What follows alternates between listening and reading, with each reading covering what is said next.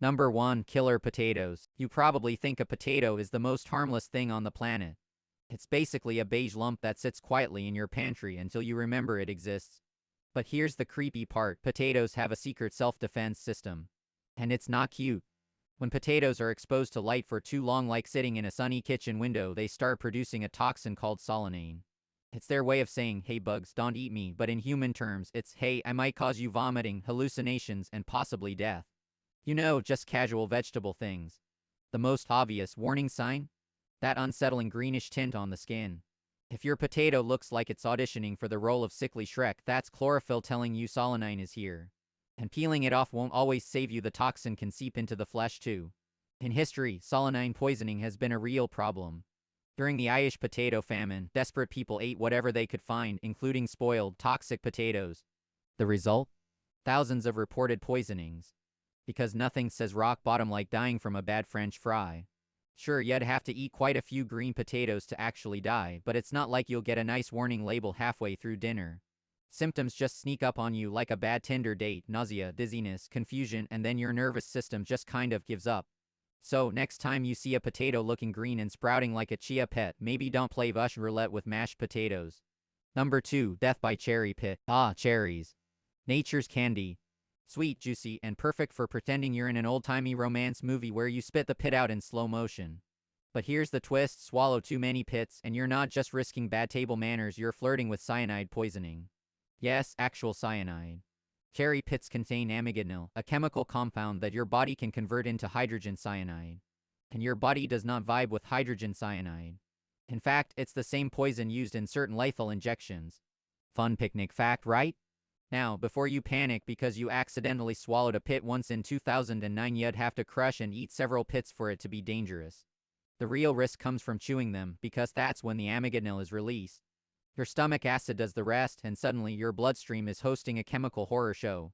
Symptoms of cyanide poisoning hit fast: headache, dizziness, difficulty breathing, and if you're really unlucky, no breathing at all. There have been rare documented cases of people, usually kids, ending up in the hospital from eating handfuls of cherry pits like they were almonds. Spoiler, not almonds. So yes, enjoy your cherries. But maybe stop short of reenacting that childhood "how many pits can I fit in my mouth" game. The answer might be enough to meet the Grim Reaper. Number 3. The almond imposter. Speaking of almonds, here's a fun one. There are 2 types of almonds. Sweet almonds, the snack you love, and bitter almonds, the snack that can literally kill you. Bitter almonds also contain high levels of amycretin, the same cyanide-producing chemical in cherry pits, but in way higher doses. In fact, bitter almonds are so dangerous they're illegal to sell raw in some countries. Eat about 50 of them raw as an adult, or just 15 as a kid, and congratulations, you've unlocked the cyanide overdose achievement. And this isn't medieval lore, it's real enough that commercial bitter almond products are always heat-treated to destroy the toxin before you ever see them. Historically, bitter almonds were used in small doses in medicine and even as a poison. In some cultures, they were considered a hidden weapon, a snack that could be either a treat or a murder plot, depending on who handed it to you. The worst part? They look exactly like sweet almonds. No neon warning label, no skull and crossbones design, just a totally normal-looking nut that can take you out faster than a bad Wi-Fi connection. So the next time you're handed fresh almonds by a friend who just got back from a mysterious overseas trip, maybe ask them which kind before you dig in. Number 4. The fugu gamble. Picture this: you're in Japan, sitting at a pristine sushi counter, and the chef presents you with a delicate slice of fish. It's gorgeous. It's melt in your mouth tender. And it's also one wrong knife cut away from stopping your heart. Congratulations, you've just met fugu, the infamous puffer fish. The danger isn't in the fish's flesh itself, but in its organs, which contain tetrodotoxin, a neurotoxin so potent that a pea smaller than a pinhead can kill you. It's about 1,200 times more deadly than cyanide, which means there's no oops margin here. This isn't spicy food where you can gulp some milk and be fine. If the chef messes up, you just stop. The toxin works by paralyzing your muscles, including the ones that handle minor tasks like, breathing. The nightmare part? You might be fully conscious while your body shuts down. Imagine being trapped in your own mind while your lungs tap out. Fun dinner story. Chefs in Japan have to train for years and pass rigorous tests to prepare fugu legally. Even then, accidents still happen, usually because someone decided they could prepare it at home after watching one too many cooking shows. Spoiler, you can. So yes, fugu is considered a delicacy and even a bit of a status flex. But eating it is basically playing a culinary version of Russian roulette with the world's most adorable looking fish. Number 5. Deadly cassava. Cassava is a staple food for over 500 million people. It's versatile, filling, and if you prepare it wrong, full of cyanide. Yep, cassava roots naturally contain cyanidogenic glycosides, which your body can convert into cyanide if they are not properly soaked, fermented, or cooked. The tricky thing is that cassava has two main types, sweet and bitter. Sweet cassava still needs proper cooking, but bitter cassava? That one will end you faster than a bad text from your ex if you eat it raw. In fact, in some rural communities, improperly prepared cassava has caused mass poisonings, paralysis, and even death. Why is something so dangerous such a huge part of the diet in many countries? Simple, once processed correctly, cassava is perfectly safe and incredibly calorie-dense, essential in areas where food security is a constant battle. It's like the food version of a toxic relationship, terrible if you handle it wrong, but hard to give up when it's been part of your life forever. In survival situations, cassava could be a lifesaver or a death sentence if you skip the prep. So if you ever find yourself stranded in the tropics thinking, oh, I'll just dig this up and eat it, maybe don't. Number 6. Rhubarb's deadly side. Rhubarb, that cheerful, reddish plant people throw into pies with strawberries for a nice, tangy flavor. Totally innocent, right? Wrong. The stalks are fine, delicious, even. But the leaves?